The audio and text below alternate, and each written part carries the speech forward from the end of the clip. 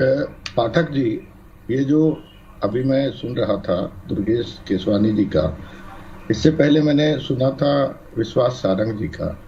ये लोग कहते हैं कि कांग्रेस राजनीति कर रही है।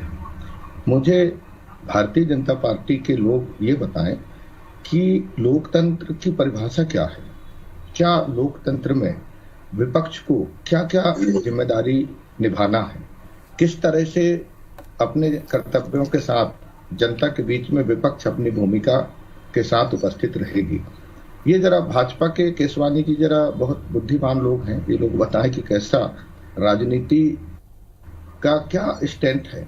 आज मैं इनसे पूछना चाहता हूं कि जो लॉ एंड ऑर्डर की बात कर रहे हैं, पहला यह है कि घटना स्थल पे पुलिस कब पहुंची, उसको सूचना किसने दिया, घटना स्थल पर पहुंच के उसने क्या पाया, कितने समय उनको गौ मांस के रूप में जो बता रहे हैं ये कब उनके पास बरामद हुआ, क्या उस समय जब पुलिस पहुंची थी उस समय क्या उस समय मांस वहां उपलब्ध था। अगर उनके ये सब तथ्य पे अपन जाएंगे तो आपको पता चलेगा कि अगर पुलिस की जो ये उपस्थिति है उसके आधार पे ये कोई जवाब देंगे। अब वहां पर माननीय विधायक जी हैं, हमारे साथी ककोड़िया जी, वो जब धरने में बैठते हैं, जब एनएच पे बैठ करके मांग करते हैं, उसके बाद गिरफ्तारियां प्रारंभ होती है। पुलिस वहां पर पहुंची है, दो लोग पुलिस के सामने दम तोड़ रहे हैं और उसके बावजूद आज ये कहते हैं कि राजनीति की परिभाषा हमें बताते हैं। मैं पूछना चाहता हूं, केसरवानी जी हैं, छत्तीसगढ़ से गुप्ता जी हैं और आप लोगों से भी, कि अभी 2 दिन पहले माननीय प्रधानमंत्री जी जर्मनी में थे।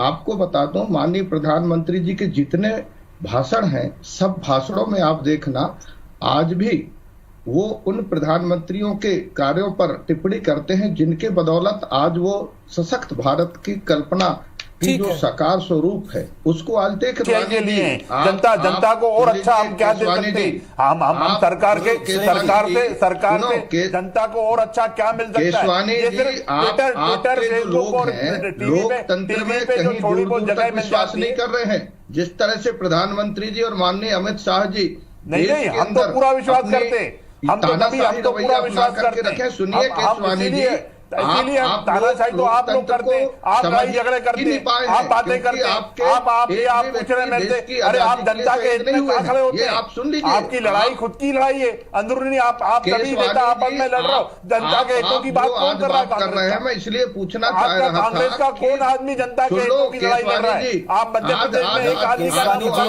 जो जनता के हितों की बात कर रहा है। बड़ी बात ये कि सुरेंद्र जी जैसा कह रहे थे, और ये बात छत्तीसगढ़ के नेता पहले भी कह चुके हैं कांग्रेस के, कि ऐसे हालात क्यों बने, स्लॉटर हाउस की क्या स्थिति है, इस तरीके के लोगों को आप अगर उन पर सख्त एक्शन नहीं लेते तो क्या उनको बढ़ावा नहीं देते?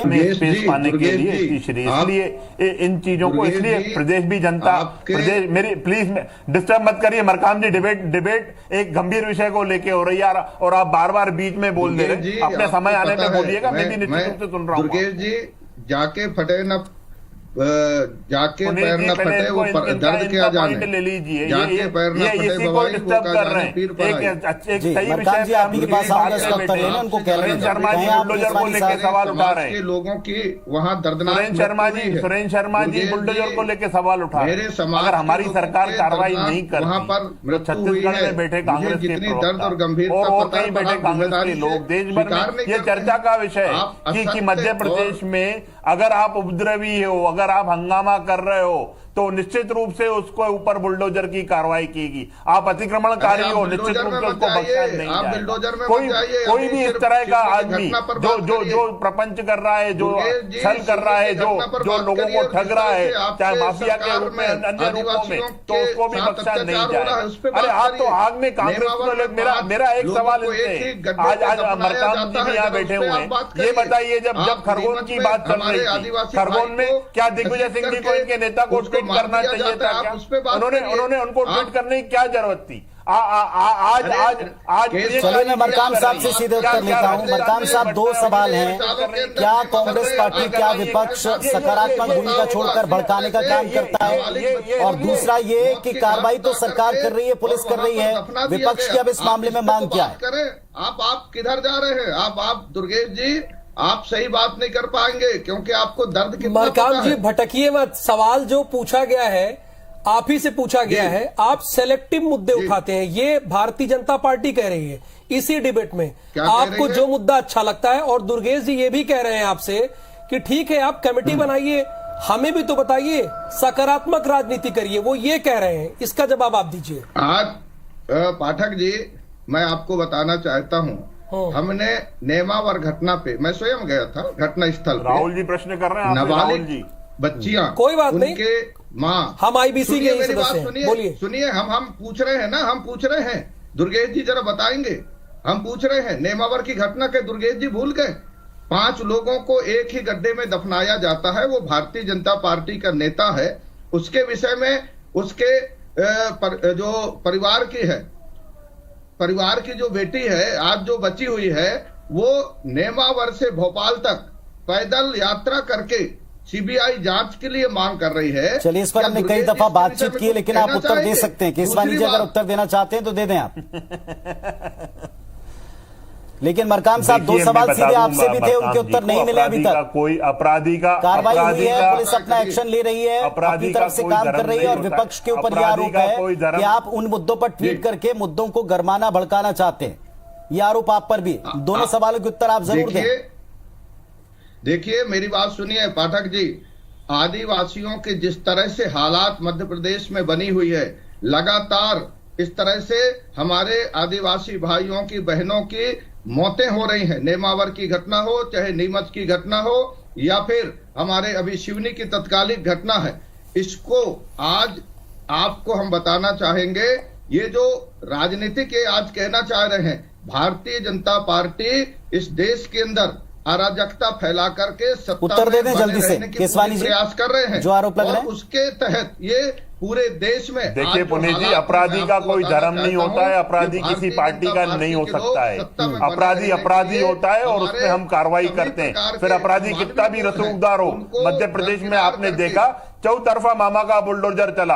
अगर जो अपराध करेगा उसको बख्शा नहीं जाएगा। रही बात मरकाम जी की, बहुत अच्छी बात कर रहे हैं कि 50 साल तक कांग्रेस राज करती रही देश में, प्रदेश में राज करती रही, पर उसके बाद भी उनकी उम्मीद माननीय मुख्यमंत्री शिवराज सिंह चौहान जी से, तो निश्चित रूप से हम उस पर खड़े उतरते हैं। हम इन 15 सालों में 17 सालों में जो हमने, हमारी सरकार ने जो काम किए, वो निश्चित रूप से आज आदिवासी वर्ग हमारी तरफ देख रहा है, हमारे साथ खड़ा हुआ है। यही कारण है कि उस वर्ग जो वर्ग हमसे बहस का मुद्दा ये नहीं कि आदिवासी किसके साथ खड़ा है, उसके साथ क्या इंसाफ हो रहा नहीं हो रहा है। सुरेंद्र जी, आपने समस्या की मूल जड़ बताई थी, लेकिन बीजेपी का एक सवाल है कि उन्होंने कार्रवाई कर दी, पुलिस अपनी तरफ से गिरफ्तारियां कर रही है, फिर कांग्रेस पार्टी को विपक्ष के नाते सकारात्मक भूमिका क्यों नहीं निभानी चाहिए? दूसरा कहते हैं कमेटियां बनाते हैं, हमको बताएं भी तो क्या आप इसका करते क्या?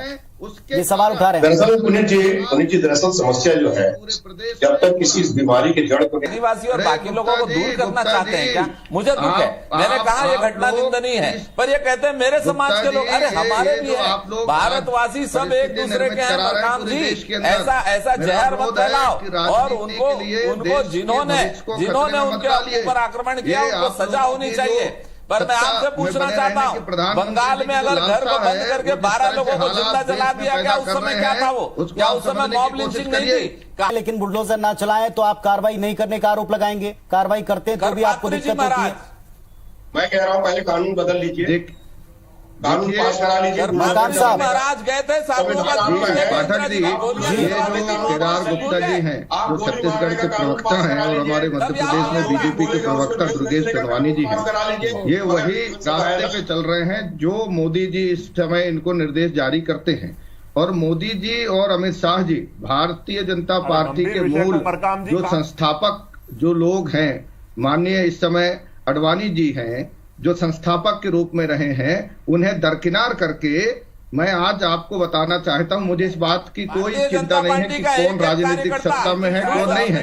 इस बात की चिंता है कि भविष्य के साथ राजनीतिक स्वार्थ के लिए जो खिलवाड़ करने की आज षड्यंत्र देश के प्रधानमंत्री जी प्रधानमंत्री पद में रहते हुए कर रहे हैं। बताता है आपका कि आप विषयों पर सेलेक्टिव पॉलिटिक्स करते हैं, विषयों को चुनकर ट्वीट करते हैं। आपको देश की जनता से लेना देना नहीं, आप सिर्फ राजनीति करना चाहते हैं। चलिए, किसे देश की जनता से लेना देना है? केदार जी जो बात कह रहे हैं, मरकाम साहब उसका तो उत्तर दें। वो कह रहे हैं चुन चुनकर मुद्दों पर ही ट्वीट करते हैं, चुन चुनकर मुद्दों को उठाते हैं जिससे नफरत भड़के। और भाजपा के जितने प्रवक्ता हैं, अगर ये मोदी जी के मनसानुसार काम नहीं इंदिरा गांधी प्रधानमंत्री जी थी, गणपति जी महाराज के जुलूस जो साधुओं का था उस पर गोलियां चलवाई, वो मॉब लिंचिंग इनको याद नहीं है? मोदी और अमित शाह जी के क्या मैं कहूँ साधु समाज पर साधु समाज को मार डाला, ऐसा नहीं कहूंगा, वो भी हिंदुस्तानी थे। आदिवासी दुर्गेश केसवानी जी उत्तर देना चाहेंगे। प्रधानमंत्री जी के ऊपर भी सीधा आरोप है मरकाम साहब का। आप समाज को बांटना चाहते हैं,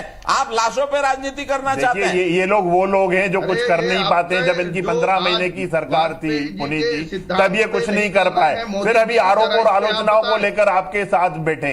अरे कुछ तो कम से कम ऐसा करिए जो लगे कि विपक्ष है, विपक्ष के हिसाब से विरोध नाम का हथियार कम से कम कुछ तो करिए, जनता के हित में तो करिए। आप सिर्फ अपनी राजनीति चमकाने के लिए सेलेक्टिव पॉलिटिक्स जो केदार जी कह रहे हैं, निश्चित रूप से आप सेलेक्टिव पॉलिटिक्स करना चाहते हैं। जो आपका विषय है उस पर आप बात करना चाहते हैं।